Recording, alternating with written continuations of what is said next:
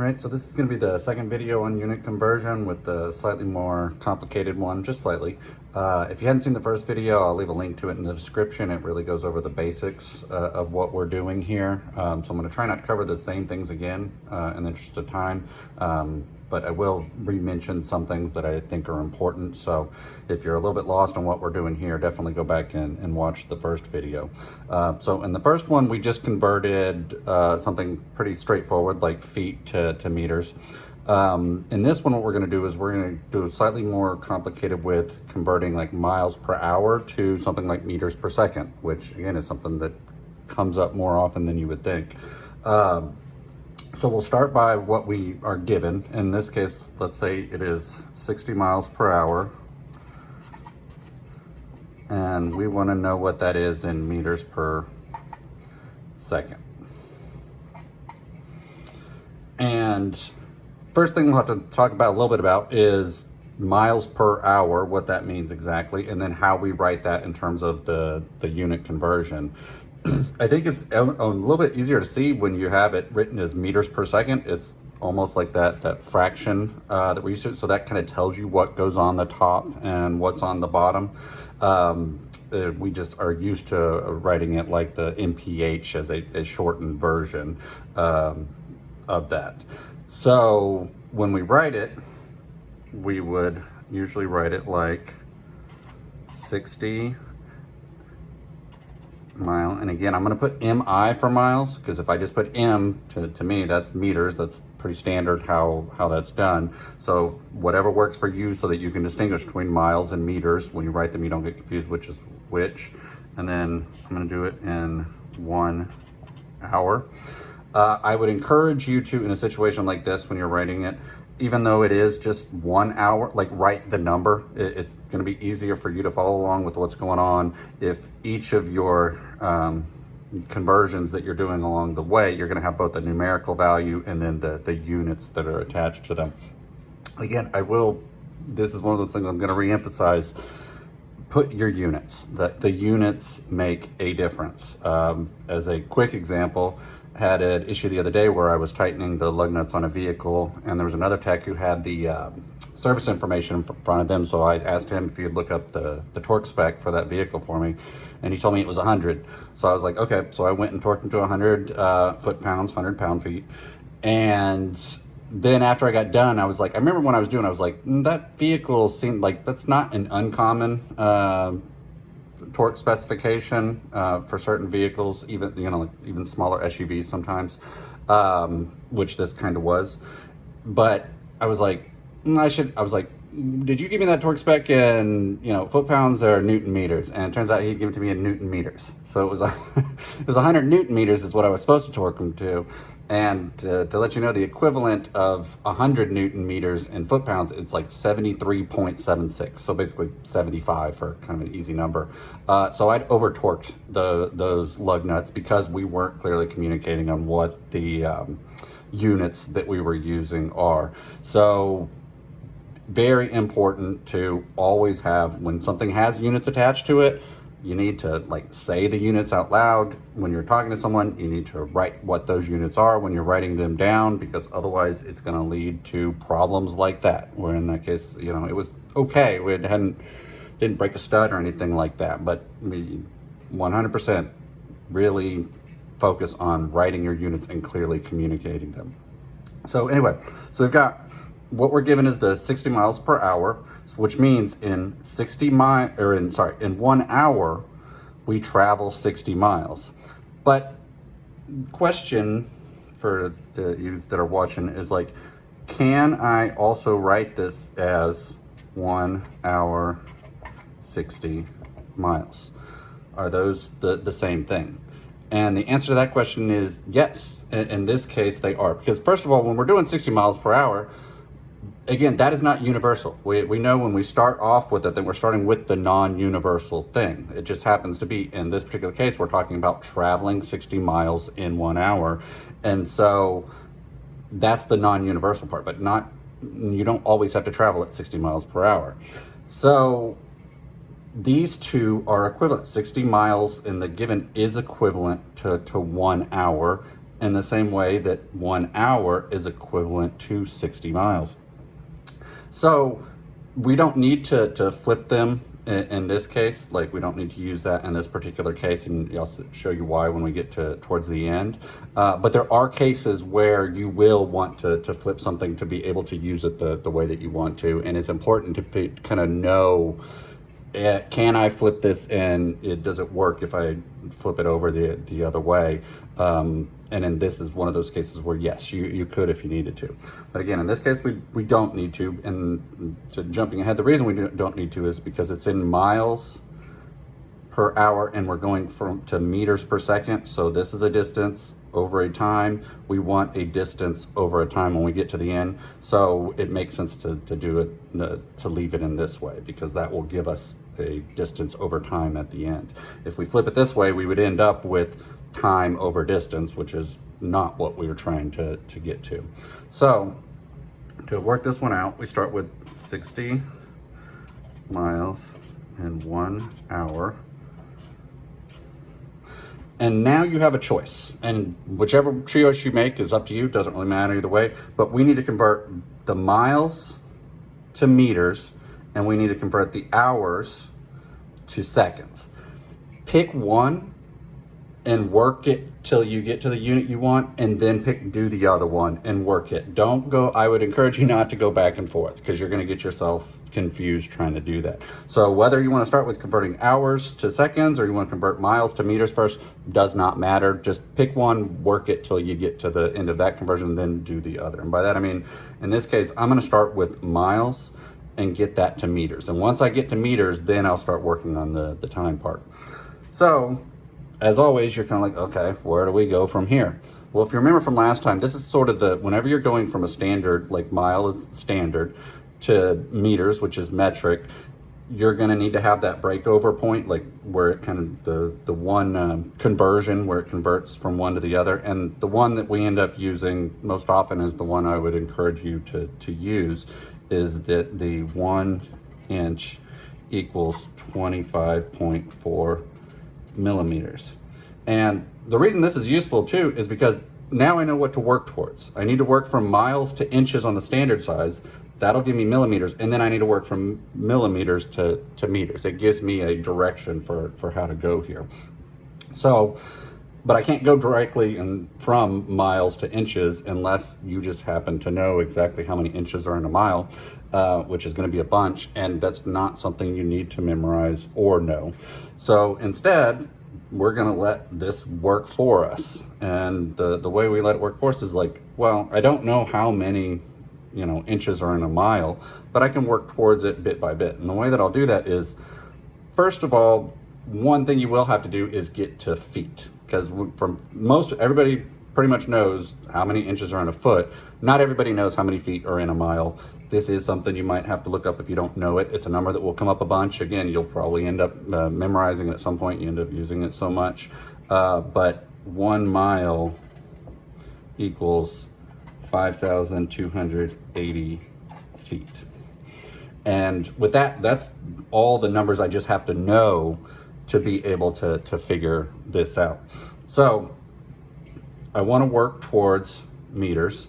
I'm in miles. I know I want to work towards inches first to be able to convert to the metric side. So I want to get rid of this miles. I've got 1 mile equals 5,280 feet. Which one goes in the top or the bottom? Well, if you watched the last video, you know that the mile is going to have to go on the bottom so that we can cross these out, which gives us feet on the top. So if we stopped right now, again, if we just did the calculation, we would know what it is, our answer would be in feet per hour, but not what we need, so we keep working forward. So let's get rid of the foot. Let's go to inches. So we know that 1 foot is 12 inches. Feet cancel out. And so now we're in inches. We need to keep moving forward because we want to get to meters. So we know 1 inch equals 25.4 millimeters. Cross out our inches. If we stopped right now, our answer would be in millimeters per hour. So we need to get to meters. And again, if you watch the last video, we know that I want to put millimeters on the bottom so they cross out. So I've got 1,000 millimeters in 1 meter. Millimeters cross out. We are now in terms of meters per hour. This is a lot of times where people might go ahead and do a calculation and come up with a number and round it off. Again, I would avoid doing that because you don't really need to. Keep working forward in one continuous fashion, and your answer that you get at the end is going to be more accurate. And it's the same, you're doing the same thing anyway. Why stop in the middle and calculate it here? It's like, why would you stop? Why would you calculate feet per hour and then use that number to, like, no, just put it all into your calculator at one time.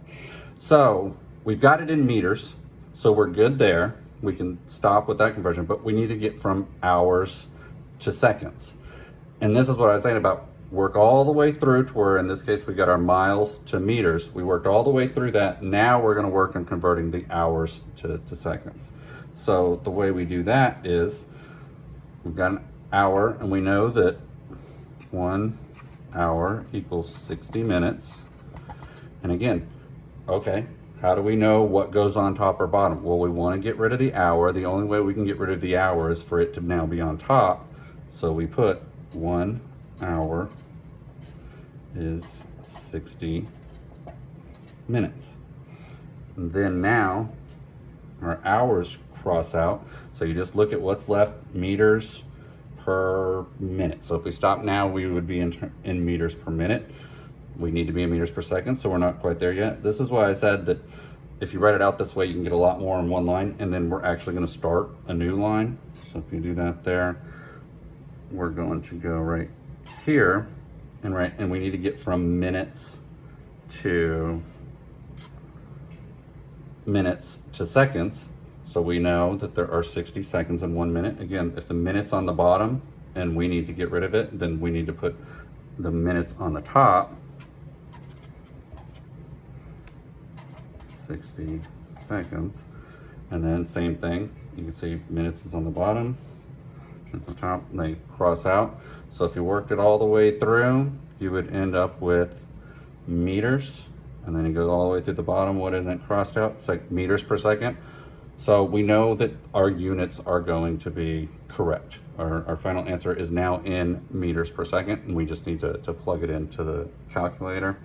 So we put equals here, let you know that you're done.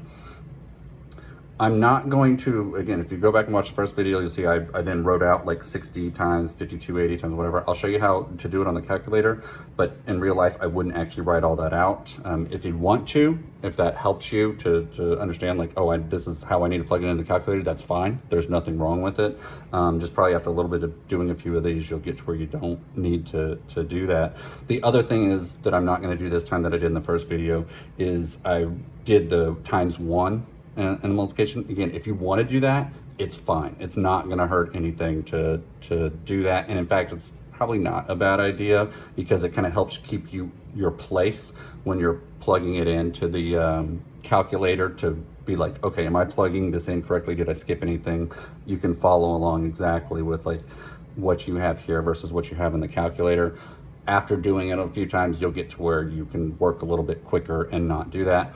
That's one of those things where I don't think it'll mess you up once you're ready to do that. I would probably start out by putting the ×1 in eventually, but then at some point you'll be ready to be like, okay, I can make this a little bit quicker if I don't put ×1 every time that there is a 1 in there, because you can see here we have 1, 1, 1, 1. Like, no, you don't need to put all those in there, but yeah, so just letting you know what I'm about to do on the calculator and why I'm doing what I'm doing on the calculator.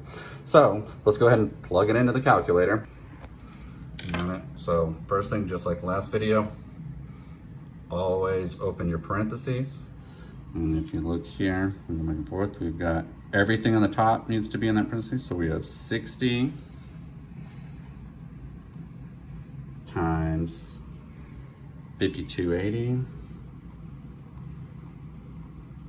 times 12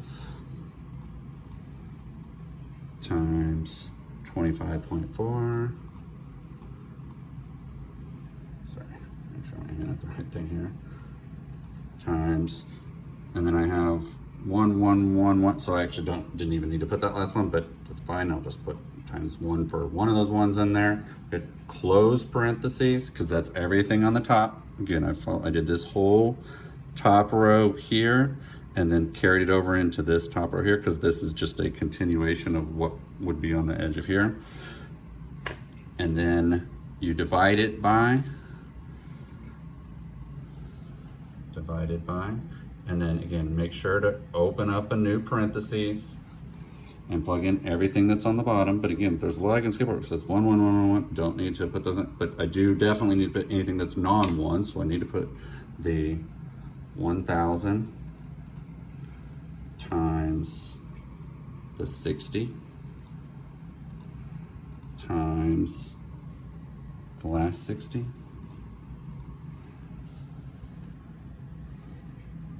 Make sure and close that parentheses, hit equals.